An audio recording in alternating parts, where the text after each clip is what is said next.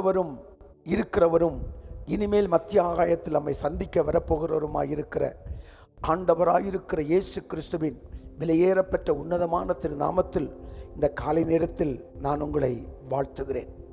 பிதாவாகிய தேவனாலும் ஆண்டவராயிருக்கிற இயேசு கிறிஸ்துவினாலும் பரிசுத்த ஆவியானுடைய தயவு இரக்கத்தினாலும் உங்களுக்கு கிருபையும் சமாதானமும் உண்டாவதாக.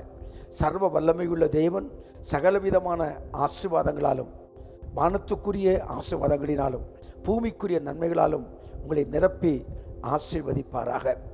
இம்மட்டும் நம்மை கரம் பிடித்து நடத்தின சர்வ வல்லமையுள்ள தேவன் நம்மை தொடர்ந்து நம்மை நடத்துவாராக.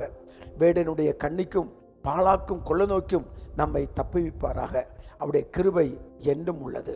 அவளை நோக்கி பார்த்தவர்கள் பிரகாசம் அடைந்தார்கள். அவருடைய முகங்கள் வெட்கப்படவில்லை. உங்களை அதிசயமாய் நடத்தி வந்த கர்த்தரை துதிப்பீர்கள் என்று யோவேல் 2:26 எழுதப்பட்டிருக்கிறபடி அதிசயமாய் நடத்துவார், அற்புதமாய் நடத்துவார். அந்த சர்வ வல்லமையுள்ள தேவனை நாம் பாடி ஆராதிப்பதற்கு முன்பு நாம் தலைகளை தாழ்த்தி தேவ சமூகத்தில் நாம் செபிப்போம். எல்லா நாமத்திற்கும் மேலான நாமம் உடையவரும் ஆதியும் அந்தமுமானவரும் தொடக்கமும் முடிவுமானவருமாயிருக்கிற சர்வ வல்லமையுள்ள எங்கள் அருமை பிதாவே, இந்த அருமையான காலை வேளைக்காய் நாங்கள் உமக்கு நன்றி செலுத்துகிறோம். இரவெல்லாம் காத்தீர், ஒரு புதிய நாளை தந்தீர். இந்த புதிய நாளிலும் அதிகாலையில் எழுந்து உம்முடைய சமூகத்தில் வரவும், உம்மை பாடி துதிக்கவும் ஆராதிக்கவும் தேவ சத்தத்தை கேட்கவும் எங்களுக்கு கிருபை பாராட்டினதற்காய் நாங்கள் உம்மை துதித்து நாமத்தை மகிமைப்படுத்துகிறோம். என்னை மகிமைப்படுத்துகிற எந்த ஸ்தானத்தில் வந்து நான் உங்களை ஆசீர்வதிப்பேன் என்று வாக்களித்த தேவன் உடைய பிள்ளைகளை நீர் ஆசீர்வதிக்க வேண்டும் என்று நாங்கள் செபிக்கிறோம். உடைய குறைவுகளை நிறைவாக்க வேண்டும் என்று இயேசுவின் நாமத்தில் நாங்கள் செபிக்கிறோம். இந்த காலை நேரத்தில் பலவிதமான தேவைகளோடு பலவிதமான போராட்டங்களோடு கூட உடைய தேவ சமூகத்தில் வந்தாலும் ஆண்டவர் உடைய கரத்தை நீட்டி உடைய பிள்ளைகளை தொட்டு அற்புதங்களை செய்யும்படியாக செபிக்கிறோம். தேவ ஜனங்களை நீ சந்திக்கும்படியாக செபிக்கிறோம். தேவ வார்த்தைகளை கொடுத்து நீ பலப்படுத்த வேண்டும் என்று சொல்லி நாங்கள் செபிக்கிறோம். அப்பா, ஜெபத்தை கேட்கிறவரே, மாம்சமான யாவரும் உம்மிடத்தில் வருவார்கள் என்று எழுதப்பட்ட வார்த்தையின்படி ஆண்டவரே உம்முடைய பிள்ளைகளுக்குடைய எல்லா தேவைகளையும் சந்தித்து உடைய மகிமையை வெளிப்படுத்த வேண்டும் என்று நாங்கள் செபிக்கிறோம். எங்கள் ஜெபங்கள் கேட்கப்படுவதற்காய் கோடி ஸ்தோத்திரம். தூரத்துக்கும் சமீபத்துக்கும் தேவனாயிருக்கிற கர்த்தர் எந்த இடத்திலிருந்து எங்களோடு கூட இணைந்து பாடலை பாடி ஆராதித்து ஜெபித்து தேவனுடைய சத்தத்தை கேட்கிறார்களோ ஒவ்வொருவரையும் கர்த்தர் ஆசீர்வதியும். உடைய கிருபையுள்ள பிரசன்னம் உடைய பிள்ளைகளை தாங்கட்டும். இயேசுவின் நாமத்தில் ஜெபிக்கிறோம் பிதாவே, ஆமேன், ஆமேன். நாம் ஒரு பாடலை பாடி தேவனுடைய வார்த்தைக்கு நேராய் நாம் கடந்து போகலாம். உன்னதமானவரின் உயர் மறைவில் இருக்கிறவன் சர்வ வல்லவருடைய நிழலில் தங்குவான் என்று சொல்லி சங்கீதம் 91:1 வாசிக்கிறோம். நாம் பாடி தேவனுடைய நாமத்தை மகிமைப்படுத்துவோமா?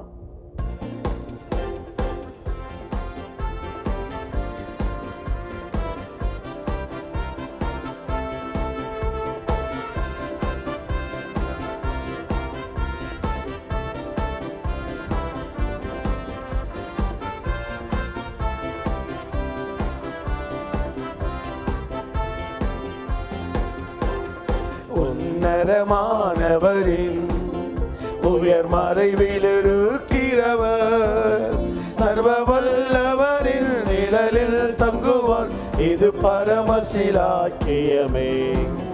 சர்வ வல்லவரின் நிழலில் தங்குவான், இது பரமசிலாக்கியமே.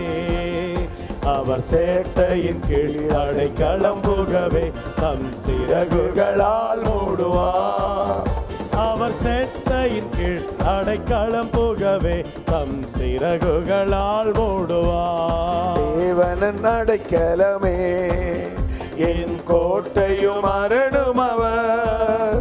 அவர் சத்தியம் பரிசயம் கேடகமாம் என் நம்பிக்கையும் அவரே. அவர் சத்தியம் பரிசயம் கேடகமாம் என் நம்பிக்கையும் அவரே. அவர் சேட்டையின் கீழ் அடைக்கலம் புகவே தம் சிறகுகளால் மூடுவார். அவர் சேட்டையின் கீழ் அடைக்கலம் புகவே தம் சிறகுகளால் மூடுவார். இரவின் பயங்கரத்திற்கும் பகலில் பறக்கும் அன்புக்கும் இருளில் நடமாடும் கொள்ளை நோய்க்கும் நான் பயப்படவே மாட்டேன். இருளில்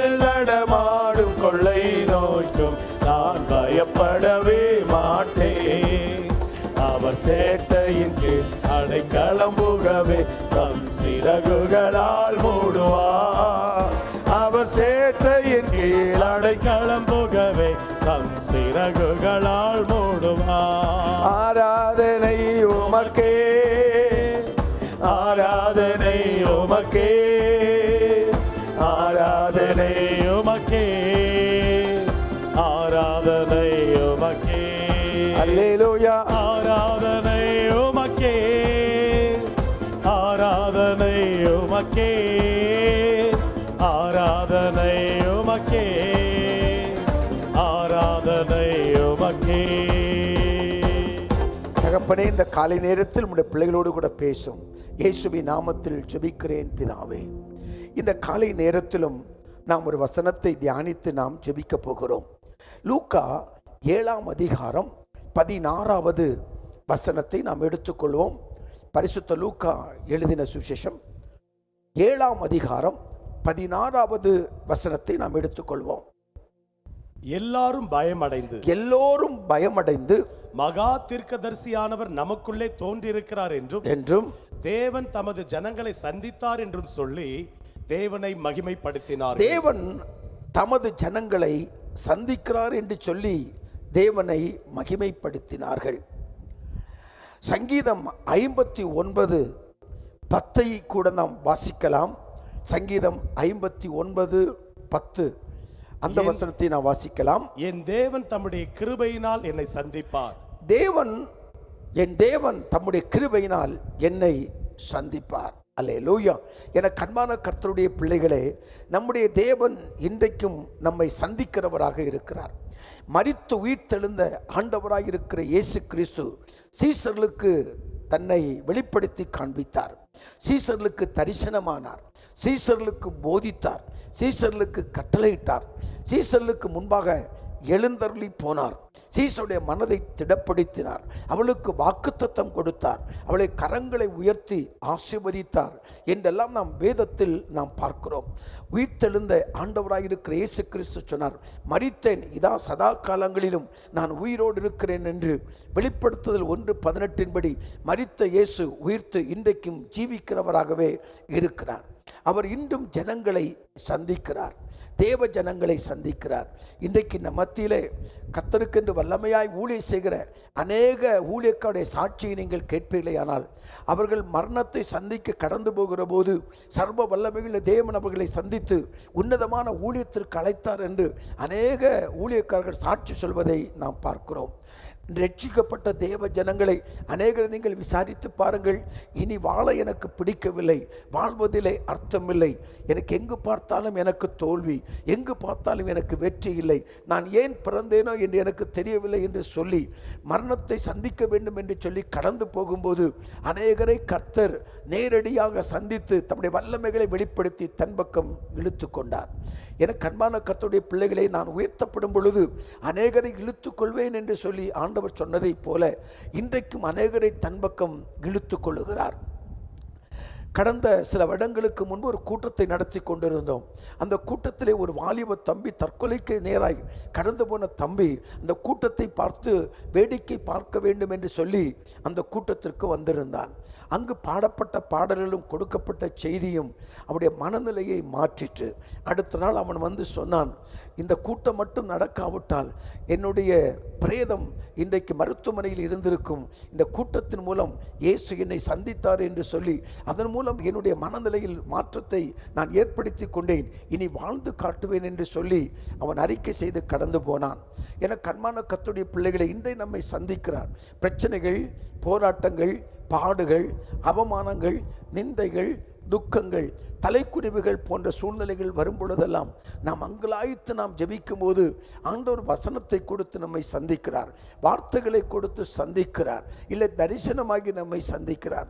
அந்த தேவன் இன்றைக்கும் ஜீவிக்கிறவராகவே இருக்கிறார். அந்த தேவன் நம்மையும் சந்திப்பார். ஏதோ ஒரு மூலையில் நான் இருந்து கொண்டிருக்கிறேன், எனக்கு படிக்க தெரியாது, எனக்கு வேதம் தெரியாது, எனக்கு ஆண்டவரை பற்றி இன்னும் தெரியாது என்று நீங்கள் நினைத்து கொண்டிருந்தாலும் உங்களையும் சந்திப்பதற்கு தேவன் கிருபை உள்ளவராய் இருக்கிறார். தேவன் பட்சபாதம் உள்ள தேவன் அல்ல, இன்றைக்கு தம்மை வெளிப்படுத்துகிறார். தேவனால் வல்லமையாய் பயன்படுத்தப்பட்ட, எழுப்புதலுக்கு பயன்படுத்தப்பட்ட அநேக தேவதாசர்கள், அப்போஸ்தலர்கள், தீர்க்கதரிசிகள், மேய்ப்பர்கள், போதகர்கள், சுவிசேஷகர்களை நீங்கள் அவருடைய சரித்திரத்தை படித்து பார்த்தால் கர்த்தர்களை சந்தித்திருக்கிறார். முச்செடியின் நடுவிலே மோசையை கர்த்தர் சந்தித்து அந்த உன்னதமான ஊழியத்திற்கு அழைத்தார் என்பதை நாம் வேதத்தில் நாம் வாசிக்கிறோம். என கண்மான கர்த்தருடைய பிள்ளையை நம்மையும் தேவன் சந்திப்பார். அவருடைய பிரசன்னம் நம்மோடு கூட என்றைக்கும் இருக்கிறது. நம்மத்தில் இருக்கிற ஆண்டவராயிருக்கிற இயேசு கிறிஸ்து யாரையெல்லாம் சந்தித்தார் என்று சிலரை மட்டும் நம்ம பார்த்து நாம் ஜெபிக்க போகிறோம். கர்த்தர் நல்லவர், அவருடைய கிருபை என்றும் உள்ளது.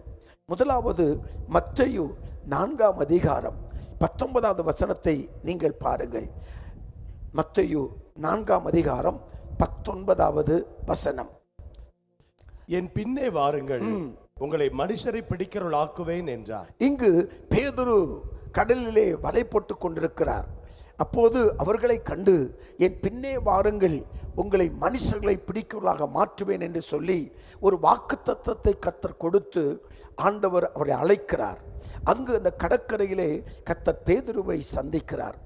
அவருக்கு அழைப்பு இருந்தது, அதே மேல உயர்வுகளும் அதில் இருந்தது. என் பின்னே வாருங்கள் என்று சொல்லி ஆண்டவர் அழைத்து அவளுக்கு தன்னுடைய ஆசீர்வாதத்தை கொடுக்கிறதை நாம் பார்க்கிறோம். பின்னாட்களிலே பேதுரு நடந்து போன போது நிழல் பட்டவர்களெல்லாம் சொஸ்தமானார்கள். அவர் பிரசங்கிக்க போது 3000 5000 மக்கள் ரட்சிக்கப்பட்டு சபையில் சேர்த்து கொள்ளப்பட்டார்கள். இன்றைக்கும் ஆண்டவர் அநேகரை சந்தித்து தன்னுடைய உன்னதமான ஊழியத்திற்கு அவர் அழைக்கிறார். இதை கேட்டுக்கொண்டிருக்கிற அருமையான கர்த்தருடைய பிள்ளையே, உங்களையும் சந்தித்து அந்த உன்னதமான ஊழியத்திற்கு தேவன் அழைக்கலாம். நான் ஒரு நிறுவனத்தில் வேலை பார்த்து கொண்டிருந்த போது, நல்ல வேலையில் உற்சாகமாய் செய்து கொண்டிருக்கிற நாட்களில்தான் தேவன் என்னை சந்தித்தார். ஜெப வேளையில் அந்த உன்னதமான ஊழியத்திற்கு தேவன் அழைத்தார். ஆரம்பத்தில் வருவதற்கு விருப்பம் இல்லாமல் இருந்தாலும் கர்த்தர் சொப்பனத்தின் வழியாய், தரிசனத்தின் வழியாய் ஊழியக்காரரோடு கூட பேசின பொழுது அந்த ஊழியத்திற்கு அர்ப்பணித்து கடந்து வந்தேன். இன்றைக்கு வரைக்கும் கர்த்தர் பயன்படுத்தி வருகிறார். இதை கேட்டுக்கொண்டிருக்கிற அருமையான வாலிப தம்பி, வாலிப சகோதரி, உன்னையும் தேவன் சந்திக்கிறார். அந்த உன்னதமான ஊழியத்திற்கு அழைத்து பயன்படுத்த விரும்புகிறார். ஆண்டவராயிருக்கிற இயேசு கிறிஸ்துவின் வருகை மிக சீக்கிரமாய் இருக்கிறது. அதற்கு முன்பு ஒரு எழுப்புதல் நம்முடைய தேசத்தில் பரவுகிற காலம் இது. இந்த நாட்களில் உன்னை வல்லமையாய் பயன்படுத்தவும் ஒரு எழுப்புதலை கட்டளையிடவும் தேவன் அழைக்கிறார். உங்களை தேவன் சந்திப்பார். சர்வ வல்லமையுள்ள தேவன் சந்தித்து உன்னதமான ஊழியத்திற்கு தேவன் அழைக்கிறார். ஒருவன் எனக்கு ஊழியம் செய்தால் பிதாவானவர் அவனை கனம் பண்ணுவார் என்று எழுதப்பட்டிருக்கிறபடி இந்த கனமான ஊழியத்தை தந்து உங்களை ஆசீர்வதிக்க வேண்டும் என்று தேவன் உங்களை சந்திக்கிறார். ஆமென். அவருடைய கிருபை என்றும் உள்ளது. என்னை தேடி இயேசு வந்தார், எந்தன் வாழ்வை மாற்றி விட்டார்.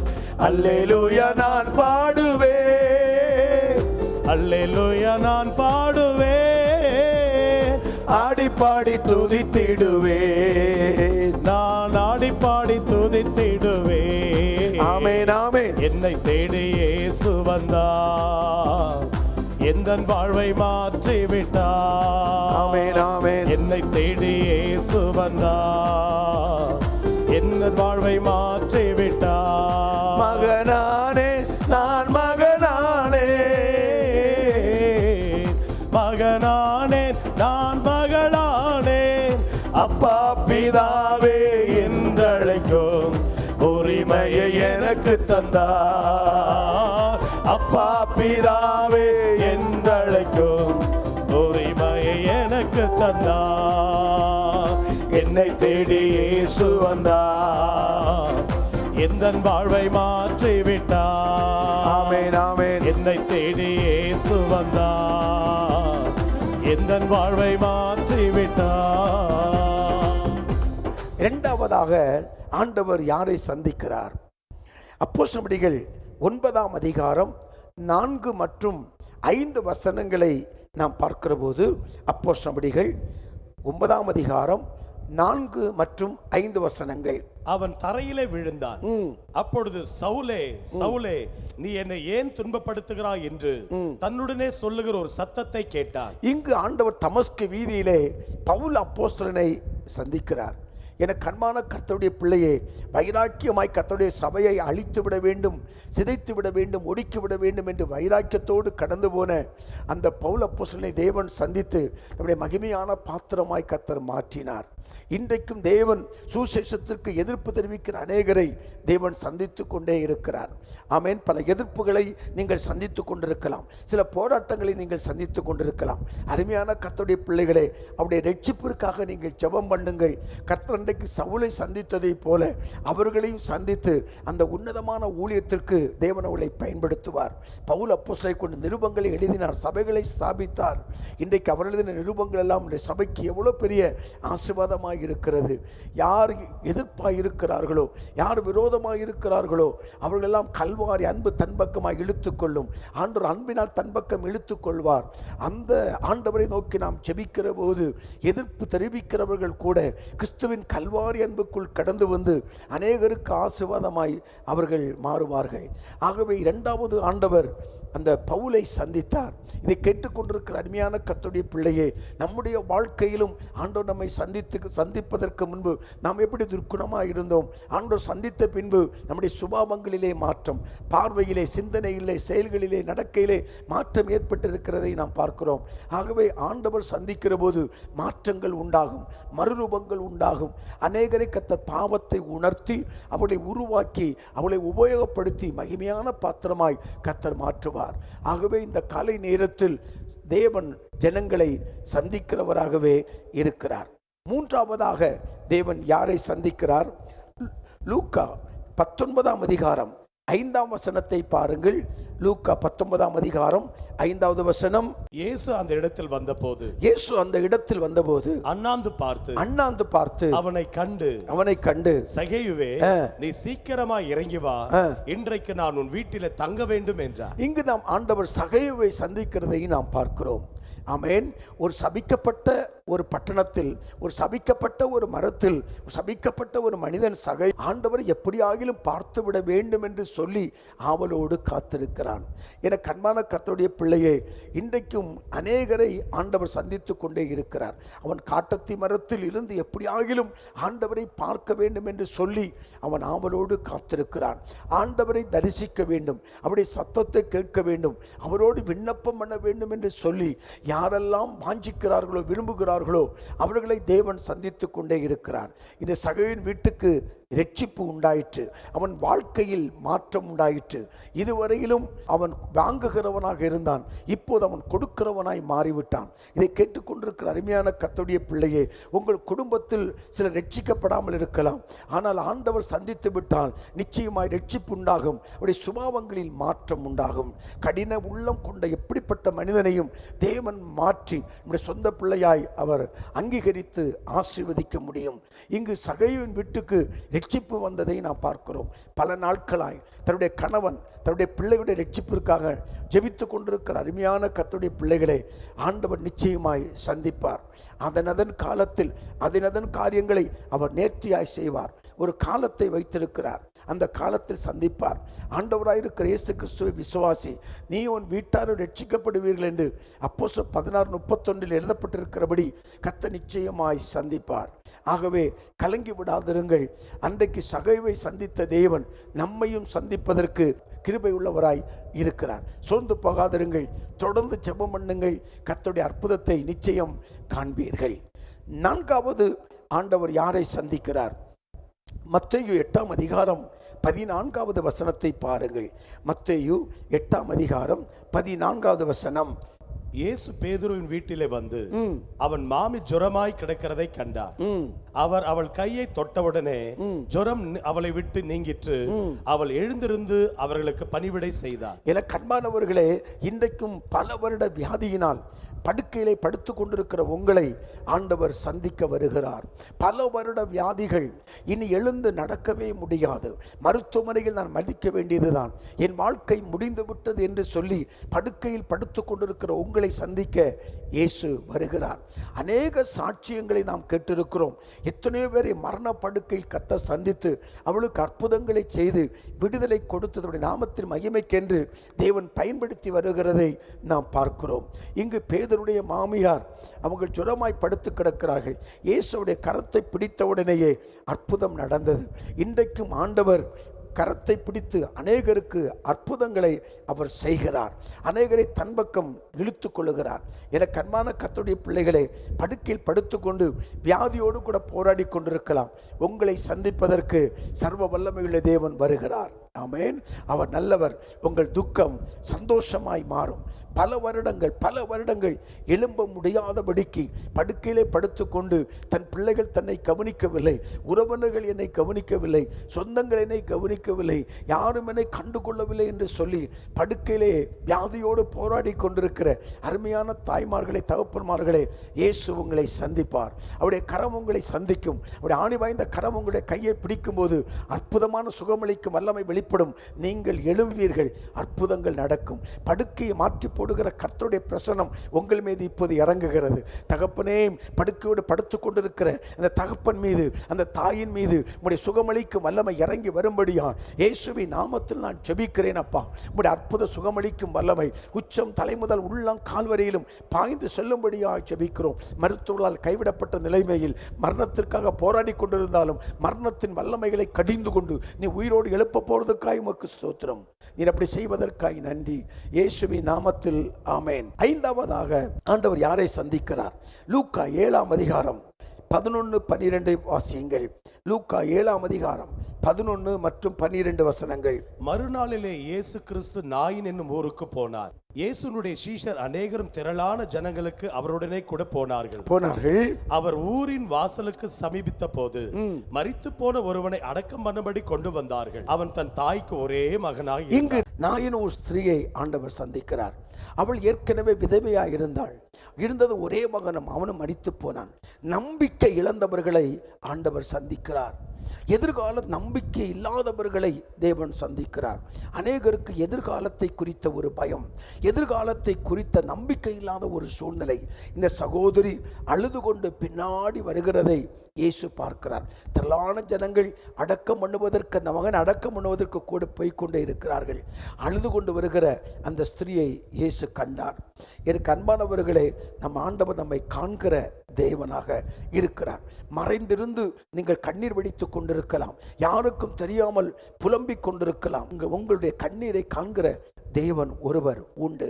அதே போல அழுது கொண்டே வருகிற அவளை பார்த்து அழாதே என்று சொல்லி மனதுருகி அவளுக்கு ஒரு அற்புதத்தை செய்து அந்த வாலிபனை உயிரோடு எழுப்பி அவரிடத்தில் கொடுத்து அவருடைய துக்கத்தை சந்தோஷமாய் மாற்றினார். இன்றைக்கும் ஏதோ ஒரு நம்பிக்கை இழந்து போன அந்த ஸ்திரியை சந்தித்ததை போல நம்பிக்கை இழந்திருக்கலாம். தொழிலில் நஷ்டம், இனி இந்த தொழிலை நடத்த முடியாது, வட்டிக்கு வாங்கின பணங்கள் திருப்பி கொடுக்க முடியாது, என்னை எல்லாரும் சூழ்ந்து கொள்ளுகிறார்கள், என் வாழ்க்கை முடிந்தது, இனி தற்கொலைக்கு தான் வழி என்று சொல்லி நீங்கள் சொல்லிக் கொண்டிருந்தாலும் ஆராய்ந்து முடியாத பெரிய காரியங்களையும் எண்ணி முடியாத அதிசயங்களை செய்கிற தேவன் உங்கள் தொழிலிலே, உங்கள் வேலையிலே ஒரு அற்புதத்தை செய்து நம்பிக்கை இழந்த உங்களை ஆண்டவர் சந்திப்பார். சந்தோஷமாய் அல்லேலூயா சொல்லுங்கள். ஆண்டவர் நல்லவர், அவருடைய கிருபை என்றும் உள்ளது. அல்லேலூயா. உங்கள் துக்கம் சந்தோஷமாய் மாறும், உங்கள் கவலைகள் கண்ணீர் எல்லாம் மறைந்துவிடும். உங்கள் துக்கம் சந்தோஷமாய் மாறும், உங்கள் கவலைகள் கண்ணீர் எல்லாம் மறைந்துவிடும். கலங்காதே மகனே, கலங்காதே மகளே, கலங்காதே மகனே, கலங்காதே மகளே. நம் இயேசு கைவிட மாட்டார், நம் இயேசு கைவிட மாட்டார். ஒருங்குண்ட இதயம் தேற்றுகிறார், உடைந்த உள்ளம் தாங்குகிறார். ஒருங்குண்ட இதயம் தேற்றுகிறார், உடைந்த உள்ளம் தாங்குகிறார். காயங்கள் அனைத்தையும் கட்டுகிறார், கண்ணீர் துடைக்கிறார். நம் காயங்கள் அனைத்தையும் கட்டுகிறார், கண்ணீர் துடைக்கிறார். இயேசு தண்ணீர் துடைக்கிறார். கலங்கிடவே வேண்டாம், கலங்கிடவே வேண்டாம். ஆண்டவர் யாரை சந்திக்கிறார்? யோவான் 5ஆம் அதிகாரம் 6ஆம் வசனத்தை பாருங்கள். யோவான் 5ஆம் அதிகாரம் 6வது வார்த்தை. படுத்திருந்த அவனை இயேசு கண்டு, படுத்திருந்த அவனை இயேசு கண்டு வெகு காலமாய் வியாதியஸ்தன் என்று அறிந்து அவனை நோக்கி, சொஸ்தமாக வேண்டும் என்று விரும்புகிறாயா என்று கேட்டார். இங்கு 38 வருஷம் ஒரு மனிதன் வியாதியோடு கூட போராடி கொண்டிருக்கிறான். என்றைக்காவது இந்த குளம் கலக்கப்படுகிற பொழுது எனக்கு சுகம் கிடைக்கும் என்ற அந்த எண்ணத்தோடு அவன் இருந்தாலும் அவனை குளத்தில் கொண்டு விடுவதற்கு யாரும் இல்லை என்று அங்கலாய்க்கிறான். இயேசு அவனை சந்திக்கிறார். எனக்கு அன்பான கர்த்தருடைய பிள்ளையே, அவர் ஊழியம் செய்த நாட்களில் திரளான ஜனங்கள் அவிடத்தில் ஓடி வந்தார்கள், நடந்து வந்தார்கள், கால்நடையாய் வந்தார்கள், தேடி வந்தார்கள், அற்புதங்களை பெற்றுக்கொண்டார்கள், அதிசயங்களை பெற்றுக்கொண்டார்கள். ஆனால் அதே நேரத்தில் ஆண்டவரும் தன்னுடைய ஜனங்களை சந்திக்க கடந்து போனார். இன்றைக்கும் அப்படித்தான். ஆராதனையில் வேளையிலே ஜனங்களை சந்திக்கிறார், பாடல் வேளையிலே ஜனங்களை சந்திக்கிறார், ஜெப வேளையிலே சந்திக்கிறார், தரிசனங்களை கொடுத்து சந்திக்கிறார், ஊழியத்திற்கு அழைக்கிறார், மகிமையை வெளிப்படுத்துகிறார், வல்லமைகளை வெளிப்படுத்துகிறார். அந்த தேவன் 38 வருடம் ஒருவராலும் கவனிப்பாரற்று கிடக்கிற அந்த மனிதனை சந்திக்க கடந்து போனார். இன்றைக்கு நீங்களும் அப்படி சொல்லிக் கொண்டிருக்கலாம், என்னை கவனிக்க யாரும் இல்லை, என்னை விசாரிக்க யாரும் இல்லை என்று ஒரு புறக்கணிக்கப்பட்ட நிலைமையில் இருந்தாலும் அந்த மனிதனை சந்திக்க இயேசு போனது போல உங்கள் வாழ்க்கையிலும் கர்த்தர் நிச்சயமாய் சந்திக்க கடந்து வருவார். அவனுடைய பலவீனங்கள் மாறிட்டு உன் படுக்கை எடுத்துக்கொண்டு நட என்று சொல்லி அவனுக்கு வார்த்தைகளை கொடுத்து அவனை ஆசீர்வதித்தார். அவன் எடுத்துக்கொண்டு நடந்தான். இந்த அருமையான இந்த காலை நேரத்திலும் ஏதோ ஒரு சூழ்நிலையில் புறக்கணிக்கப்பட்ட நிலைமையில் இருக்கிற உங்களை கர்த்தர் பார்க்கிறார். ஆண்டவரை ஏற்றுக்கொண்டது நிமித்தம் உங்கள் கிராமத்தில் உங்களை எல்லாரும் புறக்கணித்திருக்கலாம், இல்லை உங்கள் குடும்பத்தில் உங்களை யாரும் புறக்கணித்திருக்கலாம், இல்லை எல்லாராலும் கைவிடப்பட்ட ஒரு சூழ்நிலையில் நீங்கள் தள்ளப்பட்டு இருக்கலாம், வேலை ஸ்தலத்தில் உங்களை புறக்கணித்திருக்கலாம். நல்ல வேலை செய்கிறேன், ஆனால் என்னை யாரும் கண்டு கொள்வதில்லை, நல்ல வேலை செய்தாலும் எனக்கு உயர்வுகளோ உதவிகளோ கிடையாது என்று அங்கலாய்த்து கொண்டிருந்தாலும் ஆண்டவர் உங்களை சந்திக்க வருகிறார். அவருடைய வல்லமையுள்ள கரம் உங்களை தூக்கிவிடும். எளியவனையும் சிறியவனையும் புழுதியிலிருந்தும் அவன் குப்பையிலிருந்தும் உயர்த்துகிற சர்வ வல்லமையுள்ள தேவன் 113ஆம் சங்கீதம் 7வது வசனத்தின்படி கர்த்தர் உங்களை தூக்கி விடுவார், அற்புதங்களை செய்வார். கலங்கி விடாதிருங்கள், தேவனுடைய கரம் உங்களை நிச்சயமாய் நடத்தும். கடைசியாக 7வதாக கர்த்தர் யாரை சந்திக்கிறார்? மார்க்கு 5ஆம் அதிகாரம் 1 முதல் 3 வரை பார்க்கலாம். மார்க்கு 5ஆம் அதிகாரம் 1 முதல் 3 வரை உள்ள வசனங்களை நாம் பார்க்கலாம். பின்பு அவர்கள் கடலுக்கு அக்கறையில் உள்ள கதரேனருடைய நாட்டில் வந்தார்கள். இயேசு படவிலிருந்து இறங்கின உடனே அசுத்த ஆவியில் ஒரு மனுஷன் பிரேத கல்லறையிலிருந்து அவருக்கு எதிராக வந்தான். அவருடைய குடியிருப்பு கல்லறைகளிலே இருந்தது. அவனை சங்கிலியினாலும் கட்ட ஒருவனாலும் கூடாதிருந்தது. இங்கு ஆண்டவராய் இருக்கிற இயேசு கிறிஸ்து ஊழியம் செய்த நாட்களில் நடந்த ஒரு அற்புதத்தை நாம் இங்கு பார்க்கிறோம். இவன் 6000 பிசாசு பிடித்திருந்த ஒரு மனிதன். அவனுடைய குடியிருப்பு கல்லறையாக இருந்தது. வீட்டில் வாழ வேண்டியவன் கல்லறையில் வாழ்ந்து கொண்டிருக்கிறான். தன்னைத்தானே காயப்படுத்தி கொண்டிருக்கிறான். கூக்குரல் எழுப்பி கொண்டிருக்கிறான். அவனை அடக்க முடியவில்லை. அவன் சங்கிலியெல்லாம் அறுத்து போடுவான் என்று வேதம் சொல்லுகிறது. இந்த நிலைமையை யோசித்து பாருங்கள். இப்படி ஒரு சூழ்நிலை நம்முடைய குடும்பத்தில் இருந்தால் நம்முடைய மனநிலை எப்படி இருக்கும்? ஆனால் அப்படி பாதிக்கப்பட்ட ஒருவனை ஆண்டவர் சந்திக்க கடந்து போகிறார். கடலை கடந்து தாண்டி வருகிறார். ஒரு ஆத்துமாவை சந்திக்க. ஒருவன் உலகத்தை முழுவதும் ஆதாயப்படுத்தி கொண்டாலும் தன் ஆத்துமாவை நஷ்டப்படுத்தினால் அவனுக்கு பிரயோஜனம் என்ன என்று வேதம் சொல்லுகிறது. அப்போ அந்த ஒரு ஆத்துமாவை சந்திக்க சர்வ வல்லமையுள்ள தேவன் கடல்களை கடந்து வந்ததைப் போல உங்கள் ஒருவரை சந்திக்க தேவன் கடந்து வருவார். ஆண்டவர் திரளான கூட்டத்திலும் மக்களை சந்தித்தார். ஆனால் தனிப்பட்ட ஒவ்வொரு மனிதனையும் ஆண்டவர் சந்தித்ததை குறித்து பரிசுத்த வேதாகமத்தில் நாம் வாசிக்கிறோம். இந்த மனிதனுடைய வாழ்க்கையில் நம்பிக்கை இழந்த மட்டுமல்ல, பிசாசினால் கட்டப்பட்ட ஒரு நிலை, பிசாசினால் அலக்களிக்கப்பட்ட ஒரு நிலை. வீட்டில் வாழ வேண்டியவன் கல்லறையில் வாழ்ந்து கொண்டிருந்தான், தன்னைத்தானே காயப்படுத்தி கொண்டிருந்தான். அப்படிப்பட்ட மனிதனை இயேசு சந்தித்து அவனுக்கு ஒரு விடுதலை கொடுத்தார். பின் நாட்களில் அவன் 10 பட்டணங்களுக்கு இயேசுவை அறிவிப்பதை குறித்து வேதத்தில் நாம் வாசிக்கிறோம். என கண்பானவர்களே, இன்றைக்கும் நீங்கள் ஏதோ பில்லி சூனிய வல்லமைகளில் கட்டப்பட்டிருக்கலாம். அதன் நிமித்தம் உங்கள் வாழ்க்கையிலே முன்னேற்றம் இல்லாதபடிக்கு உங்கள் வாழ்க்கையில் துவண்டு போய் நீங்கள் காணப்பட்டாலும் சர்வ வல்லமையுள்ள தேவனாகிய கர்த்தர் உங்களை சந்திக்க வருகிறார். அவருடைய கரம் அற்புதமான காரியங்களை நிச்சயமாகவே செய்யும். அவனுக்கு விடுதலை கொடுத்தவர் உங்களுக்கும் விடுதலை கொடுப்பார். குமாரன் விடுதலையாக்கினார், மெய்யாகவே விடுதலையாவீர்கள் என்று எழுதப்பட்டிருக்கிறது. சத்தியத்தை அறிவீர்கள், சத்தியம் உங்களை விடுதலையாக்கும் என்பதிலே சந்தேகமில்லை. அநேக கூட்டங்களில் பாருங்கள், பல வருடங்கள் பிசாசினால் கட்டப்பட்டவர்கள், பில்லி சூனியத்தினால் கட்டப்பட்டவர்கள், சாபத்தில் கட்டப்பட்டவர்கள், பாவத்தில் கட்டப்பட்டவர்கள், அடிமைத்தனத்தில் கட்டப்பட்ட அநேகரை இயேசு சந்தித்து விடுதலையாக்கி அவளை மகிமையான பாத்திரங்களாய் அவளை கர்த்தர் வைத்திருக்கிறார். அந்த தேவன் என்றென்றைக்கும் உள்ள சதா காலங்களிலும் நம்முடைய தேவன் மரண பரியந்தம் நம்மை நடத்துவார். அந்த தேவன் சந்திக்கிறதை பார்க்கிறோம். இயேசு ஊழியம் செய்த நாட்களில் சமாரியா வழியாய் கடந்து போகிற போது பாவத்தோடு வாழ்ந்து கொண்டிருந்த அந்த சகோதரியை சந்திப்பதை குறித்து யோவான் 4ஆம் அதிகாரம் 6 முதல் 8 வரை நாம் வாசிக்கிறோம். பாவத்தில் வாழ்ந்து கொண்டிருக்கிற மக்களையும் ஆண்டவர் சந்தித்து கொண்டே இருக்கிறார். இன்றைக்கும் கூட பாவத்திலிருந்து விடுதலை இல்லாதபடிக்கு, பாவத்திலிருந்து வெளியே வருவதற்கு முயற்சித்தாலும் இந்த பாவத்தின் வல்லமை, இந்த பாவத்தின் கிரியைகள் நம்மை அடிமைப்படுத்தி வைத்திருக்கலாம். விடுதலை செய்வது தேவன் நிச்சயமாய் நம்மை சந்திப்பார். அல்லேலூயா. அவர் நல்லவர், அவருடைய கிருபை என்றும் உள்ளது.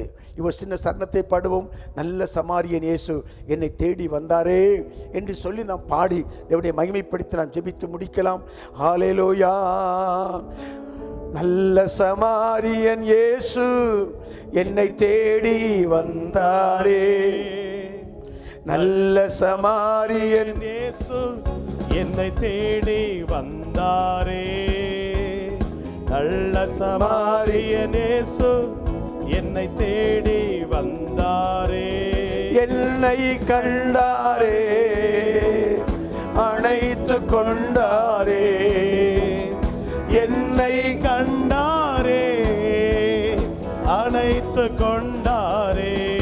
ஓ நல்ல சமாரியன் இயேசு என்னை தேடி வந்தாரே, நல்ல சமாரியன் இயேசு என்னை தேடி வந்தாரே, அருகில் வந்தாரே, மனது உருகினாரே, அருகில் வந்தாரே, மனது உருகினாரே.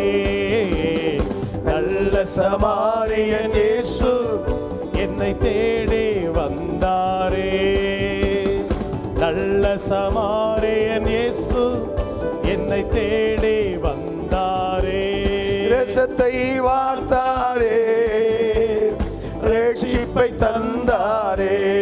ஆமென் ஆமென். ரசத்தை வார்த்தாரே, ரட்சிப்பை தந்தாரே. அல்லேலூயா. நல்ல சமாரியன் இயேசு என்னை தேடி வந்தாரே, ஆமென். நல்ல சமாரியன் இயேசு என்னை தேடி வந்தாரே. ஒரு உயிருள்ள சாட்சியை கேட்கும்படி கர்த்தர் எனக்கு கிருபை செய்தார். பல வருடங்களுக்கு முன்பு துண்டு பிரதி கொடுத்து கொண்டு போன ஒரு பாஸ்டரும் அவருடைய மகனும் துண்டு பிரதியை கொடுத்து கொண்டு அந்த தெருவழியாய் போய்கொண்டே இருந்தார்கள். திடீரென்று மழை பெய்ய ஆரம்பித்தது. ஆனால் அந்த பாஸ்டருடைய மகன் கையில் சில துண்டு பிரதிகள் மட்டும் இருந்தது. தகப்பனை பார்த்து சொன்னார், அப்பா இந்த 4 துண்டு பிரதிகளை மட்டும் நான் கொடுத்து விட்டு வருகிறேன் என்று சொல்லி ஒரு வீட்டின் கதவை தட்டுகிற போது சற்று நேரம் அந்த கதவு திறக்கப்படவில்லை. சில நேரங்கள் கழித்து அந்த கதவு திறக்கப்பட்டு ஒரே ஒரு கை மட்டும் அங்கு நீட்டப்பட்டது. ஆடு முகத்தை பார்க்க முடியவில்லை.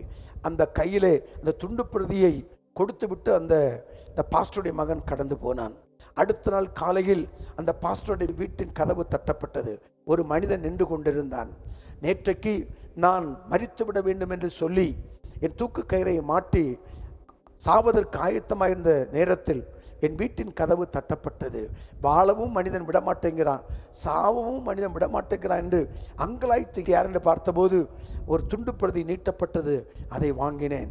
அங்கே பாருங்க, அதிசயங்களை செய்கிற இயேசு என்று சொல்லி அந்த துண்டு பிரதியில் எழுதப்பட்டிருந்தது. அதை வாசிக்க ஆரம்பித்தேன். என் வாழ்க்கை மாறிற்று. நான் மரிக்க வேண்டும் என்று இருந்தவன் இன்றைக்கு உயிரோடு இருக்கிறேன். அந்த இயேசுவை எனக்கு சொல்லுங்கள் என்று சொல்லி இயேசுவை குறித்து அறிய அவர் விருப்பம் உள்ளவனானான். பின் நாட்களில் அவன் ரட்சிக்கப்பட்டு ஒரு மகிமையான பாத்திரமாய் மாறினான். எனக்கு அன்பான கர்த்தருடைய பிள்ளையே, இன்றைக்கும் அநேகர் தங்கள் வாழ்க்கையை முடித்து கொள்ள வேண்டும் என்றிருக்கிற நேரத்தில் சர்வ வல்லமையுள்ள தேவன் அவர்களை சந்திக்கிறார். சில நேரங்களில், இரவு நேரங்களில் தொலைபேசியில் அழைப்புகள் வரும். ஐயோ, வாழவே எனக்கு பிடிக்கவில்லை, மரித்து போகலாம் என்று சொல்லி நான் நினைக்கிறேன் என்றெல்லாம் சொல்லி அங்கலாய்ப்போடு கூட தொலைபேசியில் பேசுவார்கள். எனக்கு அன்பான கர்த்தருடைய பிள்ளையே, சர்வ வல்லமையுள்ள தேவன் மரணத்தின் ஓரத்தில் நின்று கொண்டிருந்தாலும் உங்களை சந்தித்து ஒரு மகிமையான பாத்திரமாய் மாற்றுவார். அவர்களுக்கு உங்களை ஒப்புக் கொடுங்கள். நிச்சயமாய் சந்திக்கிற தேவன் உங்களை கரம் பிடித்து நடத்துவார். கண்மலையில் மேல் உங்களை நிறுத்துவார். கண்களை மூடி நாம் ஜெபிக்கலாமா? புல்லில் மேல் இறங்குற பனியை போல அவருடைய பிரசன்னம், அவருடைய கிருபை, அவருடைய தயவு, இரக்கம் இறங்கி கொண்டிருக்கிற இந்த காலை நேரத்தில் ஆண்டவர் நம்மோடு கூட இடைப்பட்ட தேவன் நம்மை ஆசீர்வதிக்க விரும்புகிறார். உயிர்த்தெழுந்த இயேசு சீசர்களை அவர் பெத்தானியா வரைக்கும் அழைத்துட்டு வந்து கரங்களை உயர்த்தி அவர்களை ஆசீர்வதித்தார் என்று லூக்கா 24:50 வாசிக்கிறபடி இன்றைக்கு கரங்களை உயர்த்தி உங்களை ஆசீர்வதிக்க விரும்புகிறார். சிறு பிள்ளைகளை தன்னிடத்தில் வரவழைத்து அவர்களை அணைத்துக் கொண்டு அவர்கள் மேல் கரங்களை வைத்து ஆசீர்வதித்த கர்த்தர் உங்களை ஆசீர்வதிக்க விரும்புகிறார். குஷ்டரோகியை தொட்டு அற்புதங்களை செய்த தேவன் உங்களை தொட்டு குணப்படுத்த விரும்புகிறார். அந்த தேவன் நம் மத்தியில் இருக்கிறார். நாம் ஜெபிப்போம், கண்களை மூடுவோம். எல்லா நாமத்திற்கும் மேலான நாமமுடையவரும் ஆதியும் அந்தமுமானவரும் தொடக்கமும் முடிவுமானவருமாய் இருக்கிற சர்வ வல்லமையில் எங்கள் அருமை பிதாவே, ஆண்டவரும் உலக இரட்சகருமான இயேசுவின் நாமத்தில் ஜெபிக்கிறோம் அப்பா. இந்த வார்த்தைகளை கேட்டு ஆண்டவரே ஜெபித்துக் கொண்டிருக்கிற ஒவ்வொரு மக்களுக்காக நாங்கள் ஜெபிக்கிறோம் அப்பா. மரணத்தோடு போராடி கொண்டிருக்கலாம் ஆண்டவரே, பலவிதமான பிரச்சனைகளோடு போராடி கொண்டிருக்கலாம் ஆண்டவரே. வாழ்க்கையே போராட்டமாய் மாறிவிட்டது என்று மனம் சலித்து போய் உள்ளமுடைந்து காணப்பட்டாலும் நீர் அந்த மக்களை சந்திக்க வேண்டும் என்று சொல்லி நான் ஜெபிக்கிறேன். அந்த வாலிப மகனை நீர் சந்திப்பீராக, அந்த வாலிப மகளை கத்த சந்திப்பீராக. ஐயோ, என் பிள்ளைகள் நான் சொல்வதை கேட்பதில்லை, என் வாலிப மகன் மனம் போன போக்கில் போகிறான், என் வாலிப மகள் மனம் போன போக்கில் போகிறார்கள். ஆண்டவரே, அவர்களை சந்திக்க வேண்டும் என்று ஜெபித்துக் கொண்டிருக்கிற குடும்பத்தாருக்கு ஆண்டவரே அற்புதங்களை செய்ய வேண்டும் என்று நாங்கள் ஜெபிக்கிறோம் அப்பா. கண்ணீரை காண்கிறவரும் கண்ணீரை துடைத்து அற்புதங்களை செய்கிறவருமாயிருக்கிற கர்த்தருடைய கரம் அவளை சந்திக்க வேண்டும் என்று சொல்லி நாங்கள் ஜெபிக்கிறோம் அப்பா. தடைகள் எல்லாம் மாறட்டும், சத்துருவின் கிரியைகள் அழிக்கப்படட்டும் என்று சொல்லி நாங்கள் ஜெபிக்கிறோம். இம்மட்டும் நடத்தின சர்வ வல்லமையுள்ள தேவனாகிய கர்த்தர் உம்முடைய பிள்ளைகளை தொடர்ந்து நடத்தும்படியாய் நாங்கள் ஜெபிக்கிறோம்.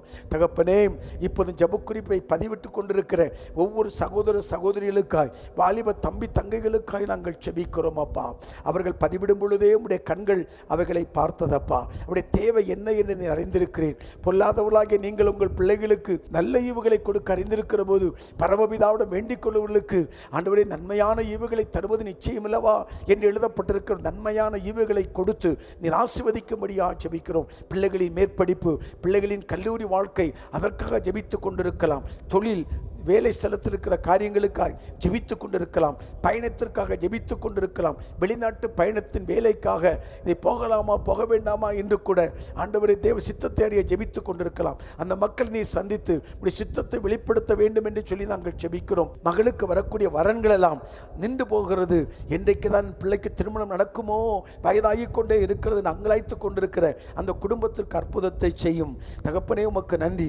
எனக்கு நல்ல வேலை அமையவில்லையே, என்றைக்கு நல்ல வேலை அமையுமோ என்று சொல்லி ஆண்டவரை ஜெபித்துக் கொண்டிருக்கிற அந்த வாலிபனுக்கு நல்ல வேலையை கட்டளையிட வேண்டும் என்று சொல்லி நாங்கள் ஜெபிக்கிறோம். நீர் சொல்ல ஆகும், நீர் கட்டளையிட நிற்கும் என்பதிலே ஆண்டவர் எந்த சந்தேகமும் இல்லை. இந்த காலை நேரத்தில் ஒவ்வொருவரையும் தொட்டு ஒவ்வொருவரையும் சந்தித்து அற்புதங்களை செய்ய வேண்டும் என்று நாங்கள் ஜெபிக்கிறோம். கதவை பூட்டிக் கொண்டு உள்ளே இருந்த சீசர்களை சந்தித்து உங்களுக்கு சமாதானம் என்று சொன்னீரே, அதே போல அவளுக்கு சமாதானத்தை கட்டளை அருளி அவளுக்கு கொடுக்கிற வாக்குத்தத்தங்களை நிறைவேற்றி தேவன் ஆசீர்வதிக்க வேண்டும் என்று சொல்லி நாங்கள் ஜெபிக்கிறோம். எனக்கு ஆண்டவர் வாக்குத்தத்தங்களை கொடுத்தார், ஆனால் அந்த வாக்குத்தத்தங்கள் நிறைவேறவில்லை என்று உடைய சமூகத்தில் வைத்து ஜெபித்துக் கொண்டிருக்கிற மக்களுக்காக ஜெபிக்கிறோம். அப்போ 7:17 ஆபிரகாமுக்கு ஆணையிட்டு கொடுத்த வாக்குத்தத்தம் நிறைவேறும் காலம் சமீபித்த போது எழுதப்பட்டிருக்கிறபடி அந்த வாக்குத்தத்தத்தை நிறைவேற்றி தேவநாமத்தை மகிமைப்படுத்தும்.